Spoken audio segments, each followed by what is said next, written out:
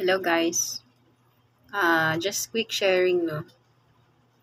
I fully decided to switch into mga the 3 in 1. Kasi ito is pure Robusta and Arabica without any mixtures. Um, Better ito guys, and let's open it. I'm so thrilled with the smell.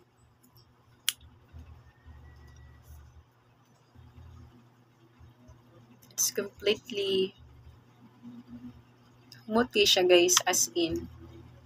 Duha ang choice ani. This one is medium roast soluble coffee, and then ang the other one is like dark. This one is kamot adik. So ana lang na siya guys, gamay lang para masulod ang kutsara. Then dili na to siya completely tanggalon para pwede na pa nato siya magamit.